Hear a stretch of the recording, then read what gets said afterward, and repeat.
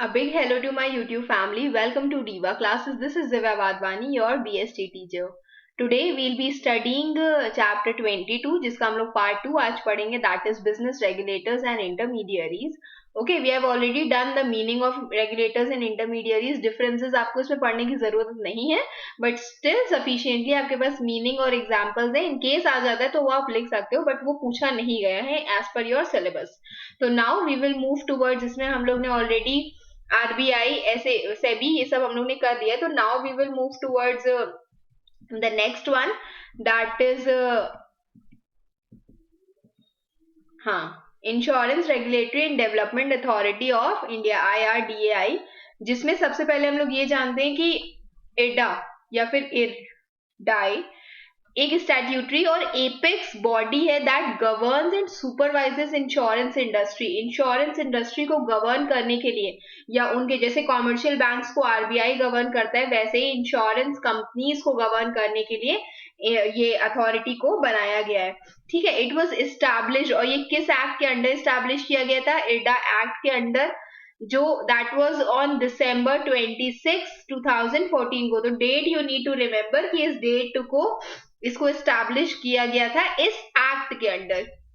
It considers, इसमें एक chairman है, 5 होल टाइम मेंबर्स हैं, कुछ पार्ट टाइम मेंबर्स हैं, and they are all appointed by the government of India. Okay, तो now we will move towards its objectives. Again I am saying कि अगर मान लो ऑब्जेक्टिव्स के बजाय आपसे पूछ लिया जाता है उसके फंक्शंस, तो आप बस उसी को ही इट लगा करके लिख सकते हो. जैसे यहाँ पर लिखा हुआ है to promote the interest and rights of policy holders, तो वहां पर आप लिख सकते हो it promotes the interest and rights of policy holders. ठीक है, फिर दूसरा इसमें दिया हुआ है कि प्रमोट करना, इंश्योर करना growth of insurance industry. So various schemes के लिए सजेशंस देते हैं कि सो दैट इंश्योरेंस इंडस्ट्री भी ग्रो करे. उसके बाद ट्रांसपेरेंसी लेकर के आते हैं, ऑर्डरली कंडक्ट लेकर आते हैं फाइनेंशियल मार्केट्स का, जो कि इंश्योरेंस से डील कर रहे हैं. फिर इसमें लिखा हुआ है कि ये इट प्रमोट्स एंड रेगुलेट्स जितनी भी प्रोफेशनल ऑर्गेनाइजेशंस हैं जो इंश्योरेंस बिजनेस से रिलेटेड है, उनकी ये इंश्योर करना कि वो लोग एफिशिएंटली वर्क करें. ये हम लोग देखते हैं किसमें? बिजनेस इंश्योरेंस में, इरडा में. ओके, अब इसमें कुछ चीजें दी हुई थी जो आपको पढ़नी थी. सबसे पहले दिया हुआ है इंश्योरेंस कंपनीज. तो इंश्योरेंस जो है वो मेनली हम लोग का 2 प्रकार का होता है, दैट इज लाइफ इंश्योरेंस और जनरल इंश्योरेंस. लाइफ इंश्योरेंस जैसे कि life insurance corporation of India, जो ये कंपनी है इससे वर्क करती है, और दूसरा इज जनरल इंश्योरेंस, जैसे general insurance corporation of India. ठीक है, अब ये जो कंपनीज है, आप कुछ प्राइवेट सेक्टर इंश्योरेंस कंपनीज भी है, जैसे बिरला लाइफ इंश्योरेंस हो गया, आईसीआईसीआई प्रूडेंशियल लाइफ इंश्योरेंस हो गया. तो ये सारे भी कुछ प्राइवेट सेक्टर्स में वर्क करने वाली चीजें होती है. तो यू कैन सी हियर कि जनरल इंश्योरेंस में हम वेरियस काइंड ऑफ इंश्योरेंस लेते हैं, मरीन इंश्योरेंस लेते हैं, हेल्थ इंश्योरेंस लेते हैं, कार इंश्योरेंस लेते हैं, फायर इंश्योरेंस लेते हैं. और अगर हम लोग लाइफ इंश्योरेंस, बेसिकली लाइफ से रिलेटेड चीजें ले रहे हैं, तो वो हम लोग किसमें? लाइफ इंश्योरेंस में आ जाएगा. ओके, फिर आते हैं इंश्योरेंस एजेंट्स. इंश्योरेंस एजेंट्स या इंश्योरेंस ब्रोकर्स जो होते हैं वो इंडिविजुअल्स होते हैं जो आपको परसुएट करते हैं कि आप इंश्योरेंस की पॉलिसी को ले लो. ये इंश्योरेंस पॉलिसी सेल करते हैं डिफरेंट इंश्योरेंस कंपनीज को. दिस इज नॉट नेसेसरी कि वो बहुत ही ज्यादा रेगुलर या फुल टाइम जॉब कर रहे हो. You can get yourself registered in the company as insurance agent, और आपको जो भी कमीशन मिलती है वो अकॉर्डिंग टू आपके कस्टमर्स के, आप कितने कस्टमर्स को इंश्योरेंस पॉलिसी बेच पाते हैं उसके अकॉर्डिंग आपको कमीशन भी मिलती है. इनकी जो जॉब होती है बहुत टफ होती है, बट जो भी इंश्योरेंस सक्सेसफुल इंश्योरेंस एजेंट होते हैं उनको अच्छा खासा मनी मिलता है. इंश्योरेंस कंपनीज और इंश्योरेंस एजेंट्स जो है वो इंटरमीडियरीज की तरह से काम करते हैं in the field of insurance, और वो रेगुलेशन में काम करते हैं. किसके? इरडा के रेगुलेशन में काम करते हैं. ठीक है, insurance regulatory and development authority of India. Now we will move towards PFRDA. अब ये जो है this is not in your course, ठीक है, बट सिर्फ इसकी 2, 4, 5 लाइन पढ़ लो, इसलिए हमने थोड़ा सा इसको रखा हुआ है. सिर्फ 5 lines I have also taken so that in case आ जाता है तो you are able to deal with it. 4 number है, किसी में आता है छोड़ देना, नहीं तो वैसे आएगा नहीं. ठीक है, बहुत रेयर केसेस में, क्योंकि ये नहीं दिया होता, बट स्टिल इन केस मुझे शायद हो सकता है कि मुझे कुछ प्रॉब्लम उसको समझने में. वैसे तो हमने सिलेबस आपको दे दिया है, तो इसीलिए सिर्फ इतना इससे पढ़ लो कि पेंशन फंड्स को जो रेगुलेट करती है अथॉरिटी वो ये है. It was established on August 23, 2003 as a pension regulator. It promotes old age income security by establishing, developing and regulating pension funds. को regulate कौन करता है? PFRDA करता है. वो schemes निकालती है और protect करती है. नहीं, एक minute. It also protects the interest of subscribers to pension fund schemes. जो भी subscribers हैं जो pension fund schemes में जा रहे हैं उनके इंटरेस्ट को प्रोटेक्ट करने का काम किसका होता है? PFRDA का होता है. Now we will move towards Food Safety and Standards Authority of India. ठीक है, तो ये आपने देखा होगा बहुत सारे प्रोडक्ट्स में आपको पीछे एक मार्क मिलेगा, जैसे तो उसमें लिखा होता है कि वो FSS, इवन मैगी में आप देख सकते हो पीछे वो चीज लिखी होती है. तो इनकी तरफ से कुछ स्पेसिफिक स्टैंडर्ड्स होते हैं जो इन्होंने फिट किए होते हैं, जिसके अकॉर्डिंग ही आपको वर्क करना होता है. और ह्यूमन कंजम्पशन के लिए वो चीजें अगर इन्होंने उस चीज का सर्टिफिकेट दे दिया, स्टैम्प दे दिया, means that is safe for consumption. Okay, government of India ने स्टैब्लिश किया था FSSAI, that is food safety and standards authority of India. Under this act, means this is also a statutory body, it has been created to lay down science based standards. Food articles में क्या चीजें होनी चाहिए, उनका consumption में क्या क्या चीजें होनी चाहिए. आप इंग्रेडिएंट्स देखते हो पीछे तो उससे बताया जाता है कि भाई ये चीजें इसमें पड़ी हुई हैं. ओके, तो टू रेगुलेट उनका जो भी प्रोडक्ट्स है उनका मैन्युफैक्चर, उनका स्टोरेज, उनका डिस्ट्रीब्यूशन, सेल और import, so as to ensure की availability of safe and wholesome food हो फॉर ह्यूमन कंजम्पशन. ओके, फिर इसमें दिया हुआ है कि इसके कुछ फंक्शंस है जो आपको पढ़ने. ये एक प्रीवियस ईयर के पेपर में आया भी था. वी विल डू PYPs, तब आप इसको पढ़ लेना. तो framing of regulations to lay down standards and guidelines in relation to articles. मतलब क्या कहते हैं, ये रेगुलेशंस बनाते हैं so that they can lay down, कुछ स्टैंडर्ड्स बना सके, कुछ गाइडलाइंस बना सके टू आर्टिकल्स ऑफ फूड, कि भाई हम लोग को फूड में क्या क्या चीजें पढ़नी होनी चाहिए, उनके अकॉर्डिंग एक बेसिक लेवल ऑफ कंजम्पशन होना चाहिए. ठीक है, इन द सेंस कि एक बेसिक स्टैंडर्ड होना चाहिए कि भाई ये चीजें हम लोग को हार्मफुल नहीं है, इसलिए हम लोग ऐसे करके इसको मेंशन करेंगे इसमें. Specifying appropriate system of enforcing, ये जो स्टैंडर्ड्स है ये कैसे किया जाएगा, ये सारी चीजें भी इसमें लिखी होती है. फिर कुछ मैकेनिज्म, कुछ गाइडलाइंस दिए जाते हैं for accreditation of certification bodies engage in certification. Food safety management system के सर्टिफिकेशन में जो बॉडीज हैं उनको भी रेगुलेट करने का काम इन्हीं का होता है. ये देखना कि जो भी प्रोसीजर्स और गाइडलाइंस है फॉर एक्रेडिटेशन ऑफ लेबोरेटरीज और नोटिफिकेशन, इनका भी काम किसका होता है, प्रोसीजर्स ले डाउन करने का काम इन्हीं का होता है. साइंटिफिक एडवाइस और टेक्निकल सपोर्ट देते हैं ये सेंट्रल और स्टेट गवर्नमेंट को इन मैटर्स ऑफ कि कौन सी पॉलिसीज और रूल्स बनने चाहिए उन चीजों से जो डायरेक्टली फूड सेफ्टी या न्यूट्रिशन से रिलेटेड है. ओके, जनरल अवेयरनेस प्रोवाइड करना फूड सेफ्टी और फूड स्टैंडर्ड से रिलेटेड. फिर फूड प्रोसेसर्स क्या होते हैं, तो ये वो बिजनेस यूनिट्स होती हैं जैसे कि दाल mills, rice mills, spice factories, industrial units जो फ्रूट्स को, वेजिटेबल्स को प्रोसेस करती है so as to produce juices, ketchups, pickles, murabbas and jellies.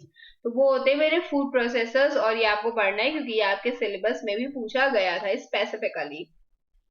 ठीक है, फिर उसके बाद दूसरा इसमें दिया हुआ है that is,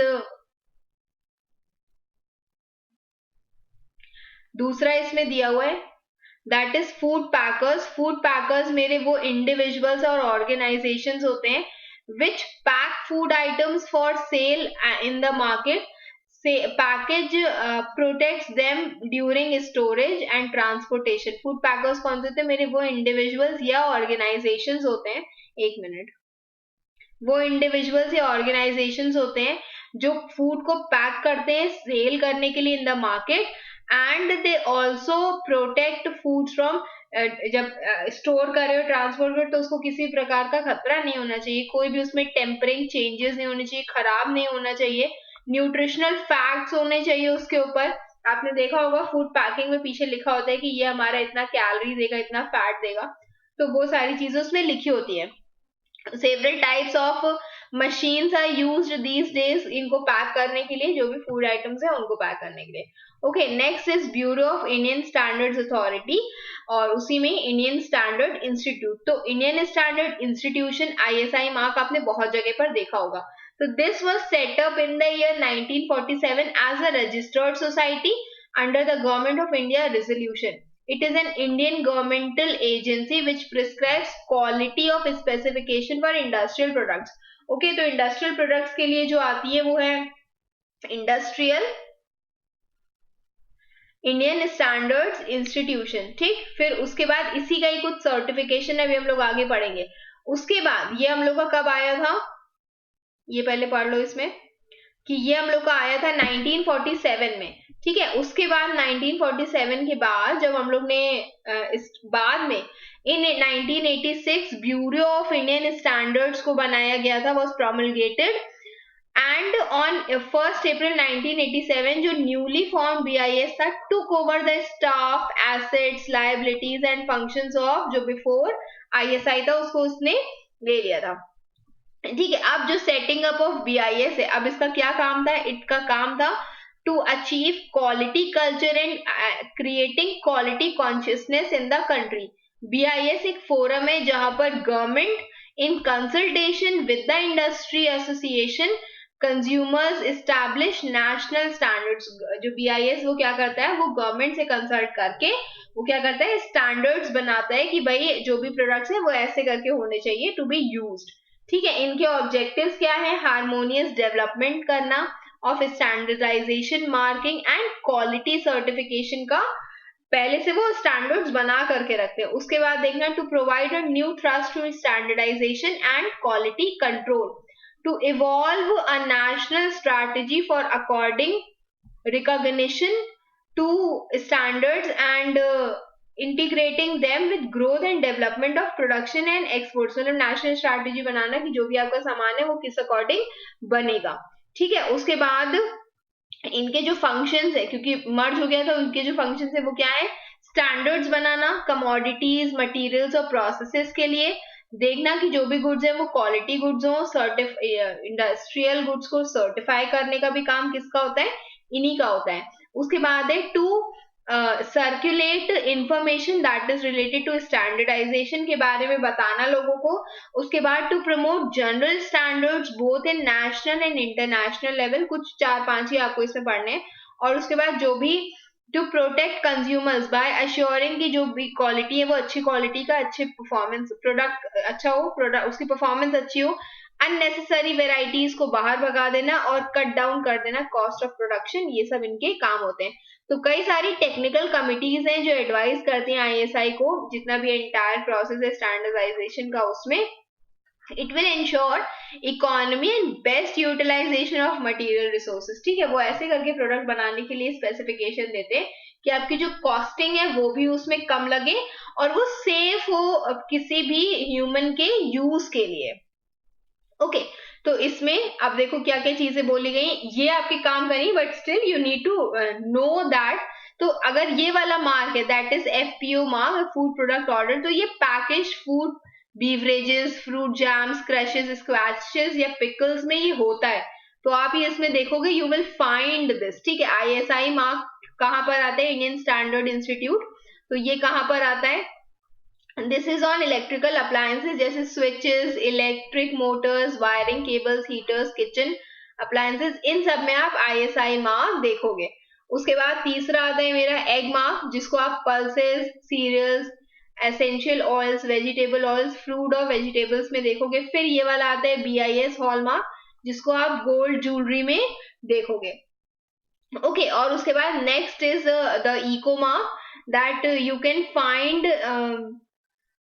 this is issued by the National Standards Organization to produce conforming to a set of standards aimed at least, मतलब इको जहां पर कि ये एनवायरमेंट को मद्देनजर रखते हुए किया गया है। फिर इसमें आता है इंडस्ट्रियल गुड्स, कौन से गुड्स होते हैं, वो गुड्स होते हैं जो इंडस्ट्री, ये आपको पढ़ना है ये वाला, ठीक है, this you have to study. तो इसमें इंडस्ट्रियल गुड्स कौन से गुड्स होते हैं, whatever goods are used in the industry, चाहे रॉ मटेरियल्स हो, चाहे सप्लाईज हो, पार्ट कंपोनेंट्स हो, इंस्टॉलेशंस के लिए जो भी चीजें यूज करती है उन सबको इंडस्ट्रियल गुड्स कहते हैं।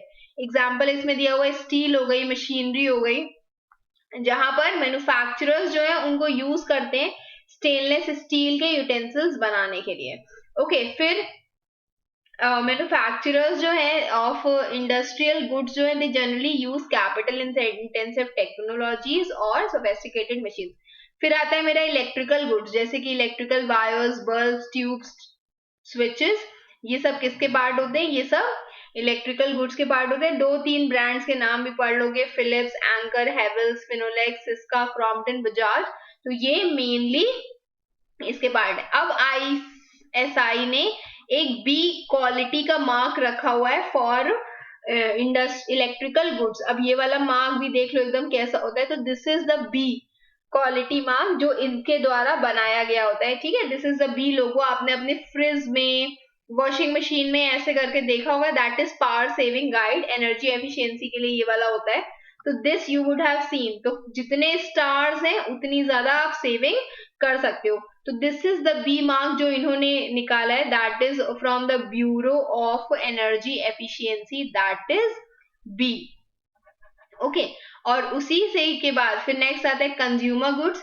ये जो प्रोडक्ट्स होते हैं, these are the products which consumers use daily, जैसे soaps, detergents, clothing, toothpaste, toothbrush. ISI has laid down ISI and other quality goods for consumer goods also, ठीक है, कि उनके इंश्योर कर सके, जैसे ये वाले मार्क आपने देखा होगा कई सारे जगह पर।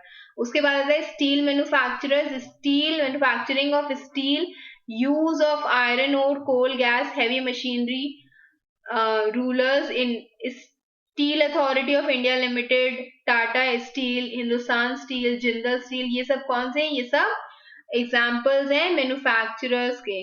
ओके, तो दिस यू कैन सी कि ये अगर आप इसमें भी देखोगे तो here also it is ISI mark आपको यहाँ पर नजर आएगा, ठीक है। तो this is all for today. I hope you all have understood कि जो चैप्टर था वो आपको ये बताने जा रहे थे, कुछ रेगुलेटरी अथॉरिटीज हैं जो आपके जितने भी प्रोडक्ट्स हैं या जितने भी वर्किंग है फाइनेंशियल मार्केट के, उसको कैसे कंट्रोल करते हैं, उनका क्या काम होता है, तो ये सारी चीजें इसमें पता चल गई होंगी। आई hope you all have understood. Keep preparing for your exams, best wishes, thank you.